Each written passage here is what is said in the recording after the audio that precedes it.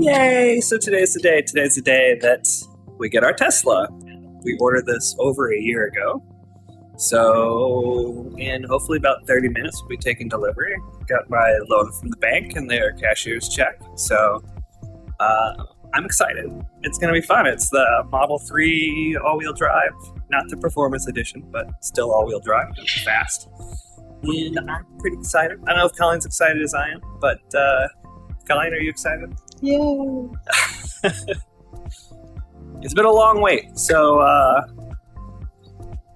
come on, get here. So I just wanted to mention that we'd been really happy with our Nissan Leaf. However, we wanted something with a little more range where we could go on some trips and not have range anxiety. And when the Model 3 was announced, I put down a deposit, and I was lucky enough to be able to be in a position to take delivery of this about a year and a half later.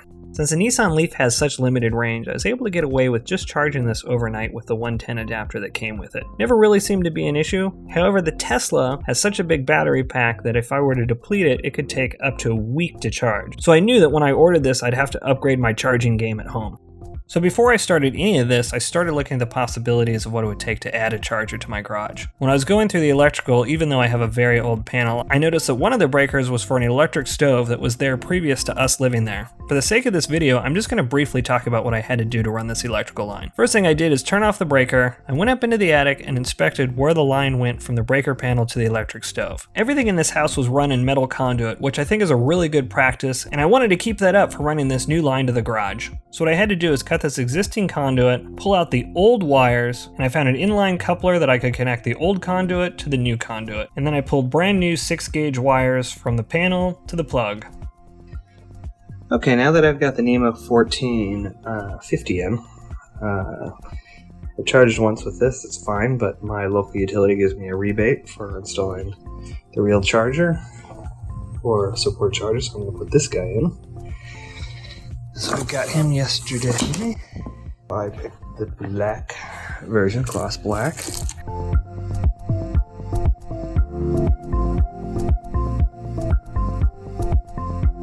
Okay, now we just bracket on the wall. We went into a 2x4 post.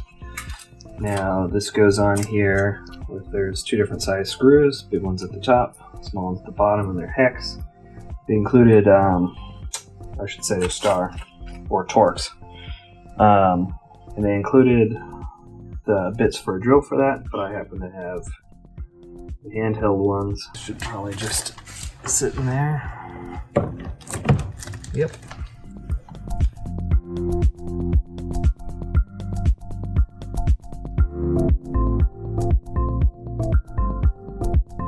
So now that I've got them all started, we'll tighten them up.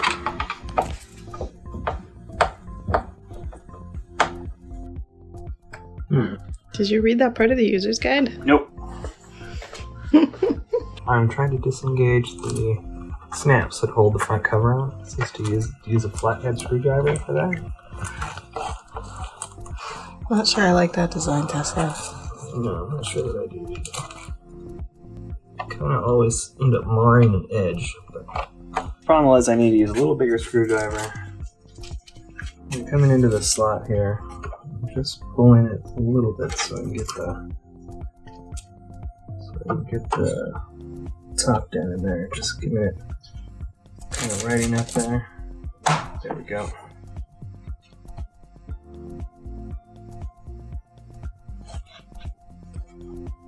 You can kind of feel where the torque is. There we go. There we go.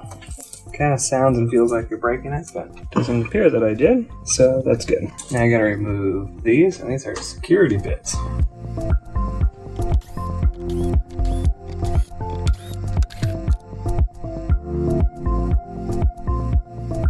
So now what I want to do is I want to measure how long my cable needs to be to connect to the plug here. Highly technical stunt wire measuring system. So we know how much wire to buy. Just gonna assume there's some in there. How much loop do you think is safe? It's probably good there. Alright. And now we will measure that. And that's how much cable we need. Okay, about 38 inches is what we need. Maybe a little longer, maybe 40 just in case. Sounds good. Should be good. Let's go to Home Depot. One thing that you'll notice that there's a hole here on the bottom, and so I got a threaded strain relief for the wire to go in there.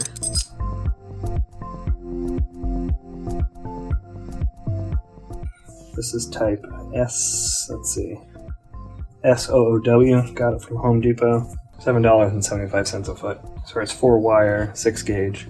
I probably could have got it with 8 gauge, but you know, if I ever put this on a higher amperage circuit, who knows what the future is, this'll be good. I'm gonna strip the ends off here, get the wires out, and then I'm gonna feed it into here. It'd probably be easier to get the plug-in started, so I'm gonna do that one first.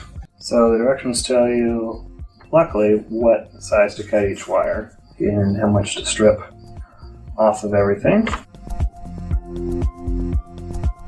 So one thing that I wanted to talk about is why I am wiring this to a plug and why I'm not just hardwiring it. And there's 2 reasons. Number 1, the local utilities here will give you a rebate on the charger. The caveat, though, is if you are going to hardwire it, they require electricians and permits, and that's just a big can of worms. However, if you use an existing plug and plug your charger in that's wall-mounted, that also counts. They don't really talk about that, so check with your local utilities and see if that is an option for you. A lot of people have dryers or other hookups where you could, just buy a wall charger and get a rebate by plugging into that existing connection. The second reason is I have a couple of different welders and some other heavy equipment that I could really use a 220 plug in the garage, and this just makes it easy to switch back and forth between my equipment and the charger.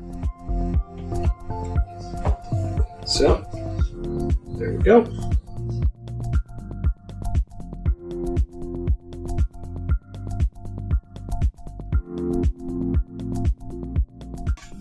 Okay, this is going to be a tight fit through this connector because it is such a big, thick thing here. So,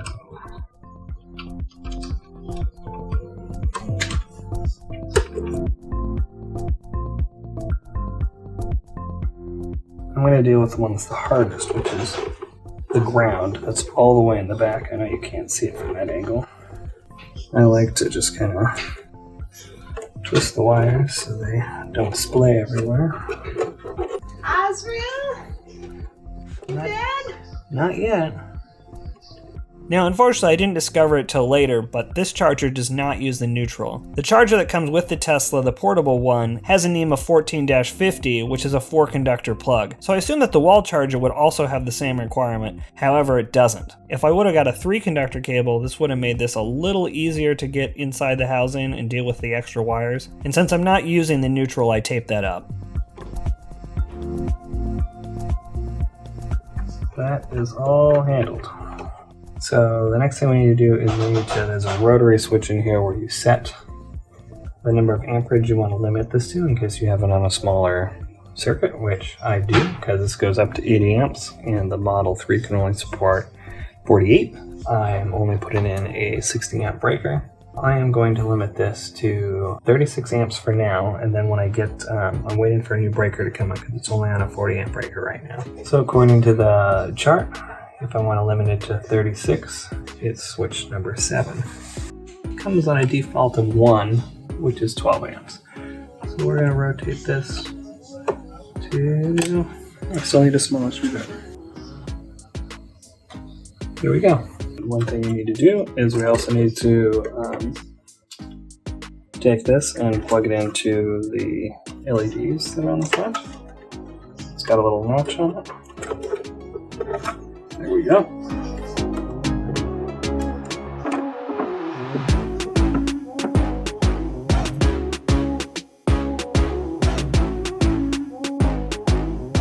Okay, so I didn't put the top cover on here because I'm going to need to get in there and switch that dip switch setting. Even though I wired with the 6 gauge, the breaker that was in the house was only 40 amps. I am waiting for the new breaker to show up. Since it's an old panel, I had to find one on eBay. So for now, I'm going to unplug this, which is the charger that came with it. There we go. And now the moment of truth. So, let's see if I can get this in here. Boom.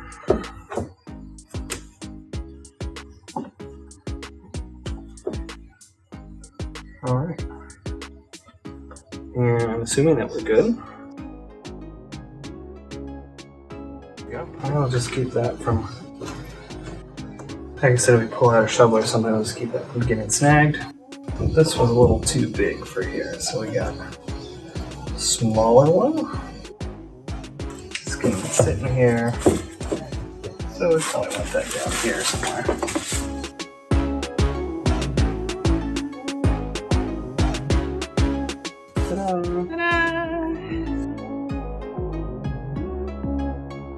And now for the most fun thing. Now it's all installed. What did I save you? Huh? I think we should save it. No, come on. That's for you. That is the best part, isn't it?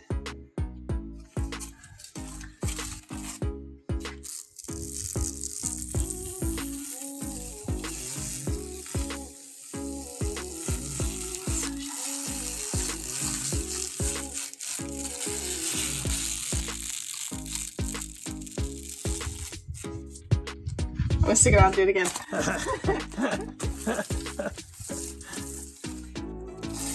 Oh wow, that's amazing. It's never as satisfying as the first time. No. Anyhow, we've got the new 60 amp breaker installed, and I just open it up and set the limits to 48 amps max charge, which is what the Model 3, the maximum it can handle. See, it's all dressed in, and you know, my charge port's there.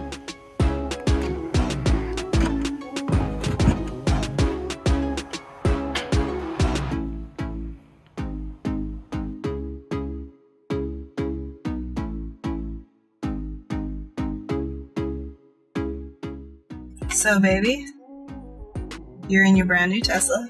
Mm-hmm. And what did I load it up with? Kittens. I loaded it with kittens. Oh, hi. Yeah. Hello, buddies. Okay. Meow. Meow. So for those of you who don't already know, Colleen and myself raise foster kittens. These are kittens that are typically found abandoned from their mothers or need a little extra help. We will raise them and teach them how awesome humans can be, and then they go back to their rescue for adoption. In fact, the orange kitty here in the cuddle pile was adopted by Jenna Fisher, best known for her role as Pam from The Office. If you want to know more about this or see more cute kitten stuff, you can check out our rescue channel called Kitten Dorm, linked in the YouTube page or down below in the description. That's it for this video. Thanks again for watching, and please consider subscribing.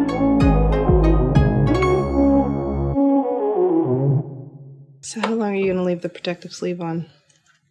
Not long. I think you're going to take it off. Really? Yep. It's not going to be one of those things that's going to be on for the next 5 years. Like our TV. You know that's not recording, right? Oh well. No, I'm lying.